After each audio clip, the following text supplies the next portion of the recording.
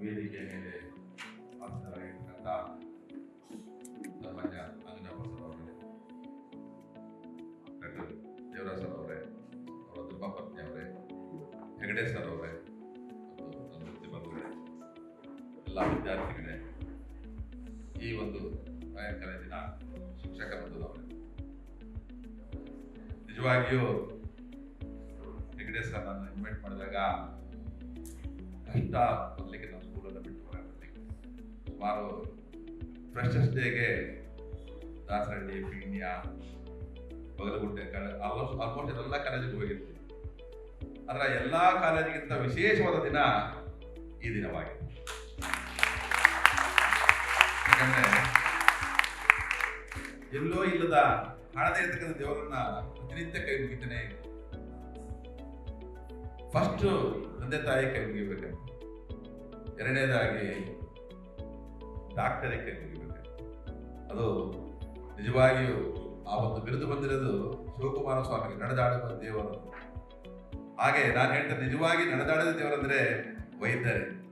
ಅಂಥ ಒಂದು ವೈದ್ಯರ ಇವತ್ತು ಸನ್ನಿಧಿಯಲ್ಲಿ ನಾನು ಈ ಒಂದು ವೇದಿಕೆ ಹಂಚಿಕೊಂಡಿರೋದು ನನಗೆ ತುಂಬಾ ಖುಷಿ ಅನಿಸ್ತದೆ. ಹಾಗಾಗಿ ಸನ್ಮಾನ್ಯ ಆಂಜನಪ್ಪ ಸರ್ ನಾನು ನಡೆದಾಡುವ ದೇವರನ್ನು ಕರೀಲಿಕ್ಕೆ ಇಷ್ಟಪಡ್ತೀನಿ. ನನ್ನ ಜಿಲ್ಲೆಯಲ್ಲೇ ವಿದ್ಯಾಭ್ಯಾಸವನ್ನು ಮುಗಿಸಿ ಸಾಧನೆ ಅಂದ್ರೆ ಏನು ಅಂತ ತೋರಿಸಿಕೊಟ್ಟಂತ ಒಬ್ಬ ಸಾಮಾನ್ಯ ರೈತರ ಮಗ. ಅವರ ಒಂದೊಂದು ಹೇಳಿಕೆಗಳು ಸಹ ನನಗೆ ರೋಮಾಂಚನಗೊಳ್ತಾ ಇತ್ತು. ನಾವೆಲ್ಲ ಹಳ್ಳಿಯಿಂದ ಬಂದಿರೋರೆ. ಅವತ್ತು ಇಂಗ್ಲಿಷ್ ಮೀಡಿಯಂ ಅನ್ನ ಪದಕ್ಕೆ ಅರ್ಥನೇ ಇರಲಿಲ್ಲ, ಗೊತ್ತೇ ಇಲ್ಲ. ನಾವೆಲ್ಲ ಇಂಗ್ಲಿಷ್ ಕಲ್ತಿರೋದು 5ನೇ ಕ್ಲಾಸ್ 6ನೇ ಕ್ಲಾಸ್, ಕರೆಕ್ಟಾಗಿ ಕಲ್ತಿದ್ರೆ 8ನೇ ಕ್ಲಾಸಲ್ಲಿ. ನಾನು ಖುಷಿಯಾಗುತ್ತೆ ಒಬ್ಬ ಕನ್ನಡ ಶಿಕ್ಷಕನಾಗಿ ನಾನು ಸಹ 2,000 ಮಕ್ಕಳು ಇರ್ತಕ್ಕಂಥ ಒಂದು ಶಾಲೆಗೆ ಪ್ರಾಂಶುಪಾಲರಾಗಿದ್ದೀನಿ ಅಂತ ಹೇಳ್ಬೇಕು, ನನಗೆ ಖುಷಿ ಆಗ್ತಿದೆ. ಆದರೆ ಆಂಜನಪ್ಪ ಸರ್ ಅವರು ಹೇಳಿದಂತ ಒಂದೊಂದು ಮಾತುಗಳು ಸಹ ಖಂಡಿತವಾಗಿ ನೀವು ಅರ್ಥ ಮಾಡ್ಕೊಳ್ಬೇಕಾಗುತ್ತೆ. ಜೀವನವನ್ನು ರೂಪಿಸೋರು ಖಂಡಿತ ಯಾರೂ ಅಲ್ಲ, ನಿಮಗೆ ನೀವೇ ಜೀವನವನ್ನು ರೂಪಿಸ್ಕೊಳ್ಬೇಕಾಗುತ್ತೆ. ಏಕೆಂದ್ರೆ ಇವತ್ತು ತಂದೆ ತಾಯಿ ನಿಮಗೆ ಗೊತ್ತಿಲ್ಲ ಎಷ್ಟು ಕಷ್ಟ ಬಿದ್ದು ನಮ್ಮನ್ನು ಓದಿಸ್ತಿದ್ದಾರೆ ಅಂತ. ಯಾರು ಶ್ರೀಮಂತರಿಲ್ಲ, ಎಲ್ಲ ಮಧ್ಯಮ ವರ್ಗದವರೇ. ಒಂದಲ್ಲ ಒಂದು ದಿನ 10,000, 20,000, 30,000 ಸಂಬಳ ತೊಗೊಂಡು ಕೆಲಸ ಮಾಡ್ತಾರೆ. ಅಂಥವರು ಇವತ್ತು ಕಾಲೇಜ್ ಶಿಕ್ಷಣವನ್ನು ನಿಮಗೆ ಕೊಡಿಸ್ತಾ ಇದ್ದಾರೆ. ಅವ್ರ ಉದ್ದೇಶ ಏನಾಗಿದೆ? ನನ್ನ ಹಾಗೆ ನನ್ನ ಮಗ ಆಟೋ ಡ್ರೈವರ್ ಆಗ್ಬಾರ್ದು, ನನ್ನ ಹಾಗೆ ನನ್ನ ಮಗ ಗಾರ್ಮೆಂಟ್ಗೆ ಹೋಗ್ಬಾರ್ದು, ನನ್ನ ಹಾಗೆ ನನ್ನ ಮಗ ಒಬ್ಬ ಡ್ರೈವರ್ ಆಗ್ಬಾರ್ದು, ಒಬ್ಬ ಸಿಂಪಲ್ ವರ್ಕರ್ ಆಗ್ಬಾರ್ದು, ನನ್ನ ಮಗ ಒಬ್ಬ ಡಾಕ್ಟರ್ ಆಗಬೇಕು, ಒಬ್ಬ ಇಂಜಿನಿಯರ್ ಆಗಬೇಕು, ಒಬ್ಬ ಪೈಲಟ್, ಹೀಗೆ ಏನೇನೋ ಕನಸುಗಳನ್ನ ಕಂಡಿರ್ತಾರೆ. ನೋಡಿ, ಅವರ ಕನಸು ನನಸಾಗಬೇಕಂದ್ರೆ ನಿಮ್ಮಲ್ಲಿ ಒಂದು ಡೆಡಿಕೇಶನ್ ಇರಬೇಕು. ನಿಜವಾಗಿ ಹೇಳ್ತಿದ್ದೇನೆ, ಸುಮಾರು 20 ವರ್ಷಗಳ ಹಿಂದಿನಿಂದ ನಮ್ಮ ದೇವರಾಜ್ ಸರ್ ನಾವೆಲ್ಲ ಬಹಳ ಹಳೆಯ ಸ್ನೇಹಿತರು. ಅವರ ಕನಸಿನ ಕೂಸಿದು ಈ ಒಂದು ಕಾಲೇಜ್, ಕನಸಿನ ಕೂಸು. ನನಗೆ 3 ವರ್ಷದ ಹಿಂದೆ ಕೇಳಿದಾಗ ಬಹಳ ಖುಷಿ ಆಯ್ತು. ನನ್ನ ಒಬ್ಬ ಸ್ನೇಹಿತ ಇಂಥ ಒಂದು ಒಳ್ಳೆ ಕಾಲೇಜ್ ಸ್ಥಾಪನೆ ಮಾಡೋದು. ಸುಮಾರು ಸತ್ಯ ನನಗೆ ಕರೆದು ಅದನ್ನು ಬರ್ಲಿಕ್ಕೆ ಆಗಲೇ ಇಲ್ಲ. ಅವರು ನಮಗೆ ಒಬ್ಬ ಶಿಕ್ಷಕರಾಗಿ ಸೇವೆ ಸಲ್ಲಿಸಿಕೊಂಡು ಇರ್ಬೋದಾಗಿತ್ತು. ಆದರೆ ಒಂದು ಕಾಲೇಜನ್ನು ಕಟ್ಟಬೇಕು, ಆ ಕಾಲೇಜಿನಲ್ಲಿ ಕೆಲವಾರು ಮಕ್ಕಳಿಗೆ ನನ್ನ ಶಿಕ್ಷಣವನ್ನು ಕೊಡಬೇಕು, ಸಾವಿರಾರು ಮಕ್ಕಳಿಗೆ ಜ್ಞಾನದ ದೀಪವನ್ನು ಹಚ್ಚಬೇಕು ಅಂತ ಹೇಳಿಬಿಟ್ಟು ಆ ಕನಸನ್ನ ಇಟ್ಕೊಂಡ್ಬಿಟ್ಟು ಈ ರಾಯಲ್ ಕಾಲೇಜನ್ನು ಪ್ರಾರಂಭ ಮಾಡಿದ್ರು. ಆ ರಾಯಲ್ ಕಾಲೇಜ್ ಒಂದು ಒಳ್ಳೆ ಹೆಸರು ಬರಬೇಕಂದ್ರೆ ನೀವು ತೆಗೆದುಕೊಳ್ಬೇಕಂತ ಮಾರ್ಕ್ಸ್ ಅದ್ರ ಮೇಲೆ. ಇವತ್ತು ನಾನು ಒಬ್ಬ ಹೈಸ್ಕೂಲ್ ನಲ್ಲಿ ನರ್ಸರಿಯಿಂದ 10th ವರೆಗೆ ಸ್ಕೂಲ್ ಮಕ್ಕಳಿದ್ದಾರೆ. ನಾನೆಂದೂ ಒಂದು ಅಡ್ವರ್ಟೈಸ್ಮೆಂಟ್ ಬೋರ್ಡ್ ಕಟ್ಟಿಲ್ಲ. ನಾನು ಸ್ಕೂಲಿಗೆ ಅಡ್ಮಿಷನ್ ಓಪನ್ ಅಂತ ಬೋರ್ಡ್ ಹಾಕಿಲ್ಲ. ನಾನು ಹೇಳೋದು ಒಂದೇ, ನಾವು ನಮ್ಮ ಮಕ್ಕಳಿಗೆ ಒಳ್ಳೆ ಶಿಕ್ಷಣ ಕೊಟ್ರೆ ಆ ಮಕ್ಕಳು ಹೋಗಿ ನೈ ಬಸ್ಸಿಗೆ ಬೇರೆಯವರಿಗೆ ಹೇಳ್ಬೇಕು, ಒಂದು ಒಳ್ಳೆ ಕಾಲೇಜ್ ಇದೆ, ಹೋಗಿ ಅಲ್ಲಿ ಸೇರ್ಕೊಳ್ಳಿ ಅಂತ ಹೇಳಬೇಕು. ಅಂತ ವಿದ್ಯಾರ್ಥಿಗಳು ನೀವು ಆಗ್ಬೇಕು, ಅಂತ ಒಳ್ಳೆ ಅಂಕಗಳನ್ನು ತೆಗೆದುಕೊಳ್ಬೇಕು. ನೀವು ಅಂಕಗಳನ್ನು ತೆಗೆದುಕೊಳ್ಳೋದಾದ್ರೆ ದೇವರೇ ಇನ್ನೂ ಹೆಚ್ಚಿನ ಮಟ್ಟ ಬೆಳಲಿಕ್ಕೆ ಸಾಧ್ಯ. 3 ವರ್ಷದಲ್ಲಿ 400 ವಿದ್ಯಾರ್ಥಿಗಳನ್ನ ಕ್ರೋಢೀಕರಿಸಿದಂತ ಏಕೈಕ ಕಾಲೇಜ್ ಅಂದ್ರೆ ರಾಯಲ್ ಕಾಲೇಜು. ಸುತ್ತಮುತ್ತಲಿನ ಎಲ್ಲ ಕಡೆ ಕಾಲೇಜುಗಳಿದ್ದಾವೆ. ಭಾರಿ ಕಾಂಪಿಟೇಷನ್ ಇವತ್ತು. ಮೊದಲು ನಮಗೆ ಪ್ರೈಮರಿ ಹೈಸ್ಕೂಲ್ಗಳು ಕಾಂಪಿಟೇಷನ್ ಇತ್ತು, ಇವತ್ತು ಅದೆಲ್ಲ ಹೊರಟೋಗ್ಬಿಡುತ್ತೆ. ಇವತ್ತು ಕಾಲೇಜುಗಳು ಒಂದೊಂದು ಏರಿಯಾಗೆ ಒಂದೊಂದು ಕಾಲೇಜುಗಳಿದ್ದಾವೆ. ಅದರ ಮಧ್ಯೆಯೂ ಸಹ 3 ವರ್ಷದಲ್ಲಿ 400 ಮಕ್ಕಳಿಗೆ ಒಂದು ಶಿಕ್ಷಣ ಕೊಡ್ತಕ್ಕಂಥ ಒಂದು ಬೃಹದಾಕಾರದ ಸಂಸ್ಥೆ ಇದಾಗಿದೆ ಅಂದರೆ ಅವರ ಒಂದು ಎಫರ್ಟ್ ಎಷ್ಟಿದೆ, ಅವರ ಪ್ರಯತ್ನ ಎಷ್ಟಿದೆ. ಆ ಪ್ರಯತ್ನಕ್ಕೆ ಫಲ ಸಿಗಬೇಕಂದ್ರೆ ನಿಮ್ಮೆಲ್ಲರ ಶ್ರಮ ಬಹಳ ಇಂಪಾರ್ಟೆಂಟ್.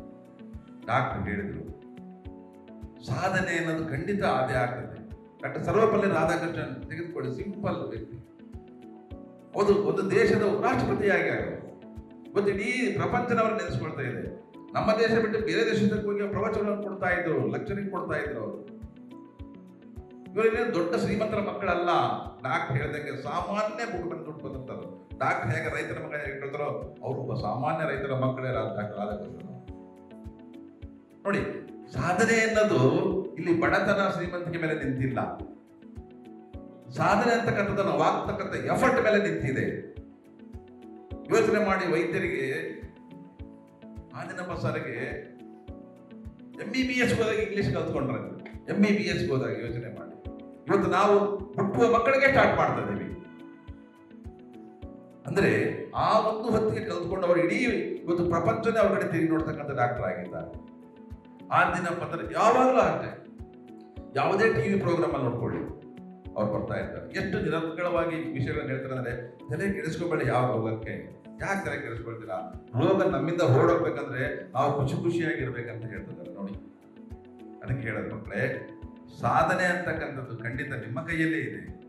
ನಿಮಗೆ ಒಳ್ಳೆ ಶಿಕ್ಷಕರು ಸಿಕ್ಕಿದ್ದಾರೆ, ಒಳ್ಳೆಯ ಉಪನ್ಯಾಸಕರಿದ್ದಾರೆ, ಒಳ್ಳೆಯ ಮ್ಯಾನೇಜ್ಮೆಂಟ್ ಇದೆ, ನಿಮಗೆಲ್ಲ ಕೊಡ್ಬೇಕಂತ ಸೌಲಭ್ಯ. ನೋಡಿ, ನಾನು ಇವತ್ತು ಫಸ್ಟ್ ಟೈಮ್ ಈ ವರ್ಡ್ ಕೇಳ್ತಿರೋದೆ, ಮೀಟ್ ಅಂಡ್ ಗ್ರೀಟ್ ಅಂತ ಕೇಳ್ತಕ್ಕಂಥ ವರ್ಡ್ ಇವತ್ತು ಫಸ್ಟ್. ಯಾಕಂದ್ರೆ ಮಕ್ಕಳಿಗೆ ಶಿಕ್ಷಣ ಪುಸ್ತಕದಿಂದ ಇವತ್ತು ಆರಾಮ ಸಿಗ್ತಾ ಇದೆ. ಉಪನ್ಯಾಸಕರು ಬೋಧನೆ ಮಾಡ್ತಾರೆ, ತಿಳ್ಕೊಳ್ತಾರೆ. ಅದೇ ಹೆಚ್ಚುವರಿ ಜ್ಞಾನ ಸಿಗ್ತಕ್ಕಂಥದ್ದು ಪುಸ್ತಕದಿಂದ ಸಿಗೋದಿಲ್ಲ. ಇಂಥ ಪ್ರವಚನಗಳನ್ನ, ಇಂಥ ಮೀಟಿಂಗ್ಗಳನ್ನ, ಇಂಥ ಫಂಕ್ಷನ್ ಮಾಡಿದಾಗ ಮಾತ್ರ, ಇಂಥ ಮಹಾನ್ ವ್ಯಕ್ತಿಗಳು ಬಂದು ಹೇಳಿದಾಗ ಮಾತ್ರ ಗೊತ್ತಾಗ್ಲಿಕ್ಕೆ ಸಾಧ್ಯ. ಹಾಗಾಗಿ ಏನ್ ಇನ್ಸ್ಪಿರೇಷನ್ ಅಂತಂದ್ರೆ, ಆಂಜನಪ್ಪ ಸರ್ ಒಬ್ಬ ಸಾಮಾನ್ಯ ವ್ಯಕ್ತಿಗಳಾಗಿದ್ದು ಇವತ್ತು ದೇಶಕ್ಕೆ ಒಂದು ಹೆಸರು ಕೊಡ್ತಾ ಇದ್ದಾರೆ ಅಂತ ತಂದ ಮೇಲೆ ನಾನು ಯಾಕೆ ಆಗ್ಬಾರ್ದು? ನನ್ನಲ್ಲಿ ಆ ವ್ಯಕ್ತಿತ್ವ ಇಲ್ವಾ? ನನ್ನಲ್ಲಿ ಆ ಗುಣ ಇಲ್ವಾ? ನಾನು ಓದ್ಲಿಕ್ಕೆ ಆಗಲ್ವಾ ಅಂತ ಅದನ್ನು ನೀವೇ ಯೋಚನೆ ಮಾಡ್ತೀವಿ. ಹಾಗಾಗಿ ವಿದ್ಯಾರ್ಥಿಗಳೇ, ನಾನು ಹೇಳೋದಂದ್ರೆ, ತಂದೆ ತಾಯಿ ತುಂಬಾ ಕಷ್ಟಬಿದ್ದು ಓದಿಸ್ತಾರೆ. ನಿಮಗೆ ಗೊತ್ತಿಲ್ಲ, ತಾಯಿ ಒಂದೊತ್ತು ಊಟ ಇಲ್ದಂಗೆ ಎಷ್ಟೋ ದಿನ ಮಲಗಿರ್ತಾರೆ. ತಂದೆ ಸ್ಕೂಲಿಗೆ ಬರಬೇಕಾದ್ರೆ ಎಷ್ಟು ಕಷ್ಟಬಿದ್ದು ಬಂದು ಕಳಿಸ್ತಾ ಇರ್ತಾರೆ. ಅವರ ಕನಸು, ನನ್ನ ಮಗು ಒಂದು ಒಳ್ಳೆಯ ಉದ್ಯೋಗದಲ್ಲಿ ಇರಬೇಕು, ನಮ್ಮಂಗೆ ಕಷ್ಟ ಬೀಳಬಾರ್ದಂತ. ಆ ಕನಸನ್ನ ನನಸು ಮಾಡಿ ಈ ಕಾಲೇಜಿಗೆ ಒಂದು ಒಳ್ಳೆ ಹೆಸರನ್ನ ತೆಗೆದುಕೊಳ್ಳಿ. ಇವತ್ತು ನೀವು ಒಳ್ಳೆಯ ಅಂಕಗಳನ್ನು PUC ಅಲ್ಲಿ ತೆಗೆದುಕೊಂಡು ಬಂದ್ರೆ ನಿಮ್ಮ ದೇವರಾಜ್ ಸರ್ ಹೊರಗಡೆ ಬ್ಯಾನರ್ ಹಾಕಿ, ಆ ಬ್ಯಾನರ್ ನೋಡಿ ಹೊರಗಡೆ ಅಡ್ಮಿಷನ್ಗೆ ಬರ್ತಾರೆ, ಓ ಇಲ್ಲಿ ಒಳ್ಳೆಯ ಶಿಕ್ಷಣ ಸಿಗ್ತಾ ಇದೆ.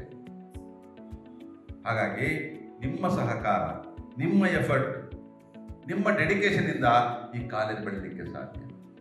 ಹಾಗಾಗಿ ಎಲ್ಲ ಮಕ್ಕಳು ಒಂದು ನಿಷ್ಠೆಯಿಂದ ಓದಲಿಕ್ಕೆ ಪ್ರಯತ್ನ ಮಾಡಿ, ಎಂಜಾಯ್ ಮಾಡಿ life. College life is golden life ಅಂತಂತಾರೆ, ಸುಳ್ಳು, ತಪ್ಪು ಕಲ್ಪನೆ ಅದು. ಯಾವ ವಿದ್ಯಾರ್ಥಿ 23-25 ವರ್ಷ ತನಕ ಹಾರ್ಡ್ ವರ್ಕ್ ಮಾಡ್ತಾನೋ, remaining 75 years they are enjoying the life. Remaining 75 years.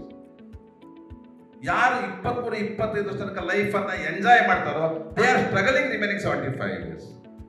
ಅರ್ಥ ಮಾಡ್ಕೊಳ್ಳಿ. ಅದನ್ನ ಹೇಳೋದು, 23-25 ವರ್ಷ ತನಕ ಒಳ್ಳೆಯ ಶಿಕ್ಷಣ ಪಡ್ಕೊಂಡು, ಒಳ್ಳೆಯ ನೀವು ಒಂದು ಪದವಿಯನ್ನು ಪಡ್ಕೊಂಡಿದ್ದೆ ಆದರೆ, ಒಂದು ಕೆಲಸವನ್ನು ಪಡ್ಕೊಂಡಿದ್ದಾದ್ರೆ, ಮುಂದೆ ನಿಮ್ಮನ್ನೇ ಜೀವನ ಖುಷಿ ಕೊಡ್ತಾನೆ ಇರ್ತದೆ. ಅದನ್ನ ರೂಢಿಸಿಕೊಳ್ಳಿ. ಬಿಟ್ಟಾಕಿ ಯಾವುದು ನಮ್ಮ ಜೊತೆಗೆ ಬರಲ್ಲ. ಎಂಜಾಯ್ ಮಾಡೋದು ಇವತ್ತು ನಾವು ಓದುವುದೇ ನಮ್ಮ ಜೊತೆಗೆ ಬರ್ತಕ್ಕಂಥದ್ದು. ಹಾಗಾಗಿ ಇವತ್ತಿನ ಜೀವನ ಯೋಚನೆ ಮಾಡಬೇಡಿ, ಎಂಜಾಯ್ ಮಾಡ್ಲಿಕ್ಕೆ ಲೈಫ್ ಇದೆ ಮುಂದೆ. ಈಗ ಆ 75 ವರ್ಷವನ್ನ ಹೇಗೆ ಬೇಕಾದ್ರೆ ಎಂಜಾಯ್ ಮಾಡ್ಬೋದು. ನಿಮ್ಮೊಂದು ಒಳ್ಳೆಯ ಪದವಿಯನ್ನ, ಕೆಲಸವನ್ನ, ಹುದ್ದೆಯನ್ನು ಪಡ್ಕೊಂಡಿದ್ದೆ ಆದರೆ ಇವತ್ತು ನೋಡಿ ಅವರು ಎಷ್ಟು I am great always is I am great ಅಂತ ಹೇಳ್ತಾರೆ. ಅದಕ್ಕೆ ಕಾರಣ ಅವರಷ್ಟು ಶ್ರಮ ಇದ್ದಲ್ಲಿ ಸುಮ್ಮನೆ ಬಂದಿಲ್ಲ, ಅದು ಹೇಳ್ಕೊಳ್ತಾರೆ. ಹಾಗಾಗಿ ಈ ಒಂದು ಕಾಲೇಜಿನ ಅಭಿವೃದ್ಧಿಗೆ ನೀವೆಲ್ಲ ಕಾರಣಭೂತರಾಗಿದ್ದೀರಾ. ಶ್ರಮ ಮಾಡಿ, ಕಷ್ಟಪಟ್ಟು ಓದಿ, ಅಪ್ಪ ಮಕ್ಕಳ ಕನಸನ್ನ ನನಸು ಮಾಡಿ. ಈ ದಿನ ಈ ಒಂದು ಕಾರ್ಯಕ್ರಮಕ್ಕೆ ನನ್ನ ಆಹ್ವಾನಿಸಿದಂತಹ ಸನ್ಮಾನ ಹೆಗಡೆಯವರ ಬಗ್ಗೆ ಖಂಡಿತ ಕೇಳಬೇಕಾಗಿದೆ. Is 100% dedication. ನನಗೆ ಈ ದಕ್ಷಿಣ ಕನ್ನಡ, ಉತ್ತರ ಕನ್ನಡ ಅಂದರೆ ಭಾರಿ ಇಷ್ಟ. ನನ್ನಲ್ಲಿ ಒಂದು 4-5 ಜನ ಟೀಚರ್ಸ್ ಇದ್ದಾರೆ. ಅವರಿಗೆ ಭಾರಿ ಏನೋ ಮಕ್ಕಳಲ್ಲಿ ಏನೋ ಒಂದು ಬದಲಾವಣೆ ತರಬೇಕು, ಮಕ್ಕಳಿಗೆ ಹೊಸತನವನ್ನು ತುಂಬಬೇಕನ್ನೋದು ಅವರಿಗೆ ಹುಚ್ಚು ಜಾಸ್ತಿ. ಬರೀ ಓದೋದಷ್ಟೇ ಲೈಫ್ ಅಲ್ಲ. ಓವರಾಲ್ ಡೆವಲಪ್ಮೆಂಟ್ ಆಗಬೇಕು, ಮಗುವಿಗೆ ಓವರಾಲ್ ಡೆವಲಪ್ಮೆಂಟ್ ಆಗಬೇಕು. ಹಾಗಾಗಿ ಅಂಥ ಒಳ್ಳೆಯ ಪ್ರಾಂಶುಪಾಲರನ್ನು ಪಡೆದಂತೆ ನೀವು ಅದೃಷ್ಟವಂತರ. ಖಂಡಿತವಾಗಿ ದೇವರ ಸವರಿಗೆ ಹೇಳ್ತೀನಿ, ಖಂಡಿತ ಇನ್ನೊಂದು 15 ವರ್ಷ ಅವ್ರ ತನಕ ಒಳ್ಳೆಯ ಬಿಡಬೇಡಿ. ಯಾಕಂದರೆ ಅಂಥ ಒಂದು ಸ್ಪಿರಿಟ್ ಇರ್ತಕ್ಕಂಥ ವ್ಯಕ್ತಿಗಳು ತುಂಬ ಕಡಿಮೆ ಇವತ್ತು. ಸಂಬಳಕ್ಕೋಸ್ಕರ ಕೆಲಸ ಮಾಡ್ತಕ್ಕಂಥದ್ದಾಗಿಬಿಟ್ಟಿದೆ ಇವತ್ತು ವೃತ್ತಿಗಳು. ಆದರೆ ನಾನು ನನ್ನದು ಅಂತಕ್ಕಂಥದ್ದು ಯಾವಾಗ ಬರ್ತದೋ ಅವಾಗ ಸಂಸ್ಥೆ ಖಂಡಿತ ಬೆಳೀತದೆ. ಅಂದರೆ ಬೆಳೆಯೋಕ್ಕೆ ಸಾಧ್ಯವೇ. ಅಂಥ ಒಂದು ಒಳ್ಳೆಯ ಪ್ರಾಂಶುಪಾಲರು ಸಿಕ್ಕಿದ್ದಾರೆ. ನಾನಿನಪ್ಪ ಸರ್ನ ಇವತ್ತು ನಾನು ಪ್ರತಿನಿತ್ಯ ಟಿವಿಗಳಲ್ಲಿ ನೋಡ್ತಾ ಇದ್ದೆ. ಇವತ್ತು ಅವ್ರನ್ನ ಕಂಡಂಥ ಅದೃಷ್ಟ ಖಂಡಿತ ನನಗೆ ಹೇಳಲಿಕ್ಕೆ ಸಂತೋಷ ಇರುತ್ತೆ, ಸಾಧ್ಯವೇ ಇಲ್ಲ.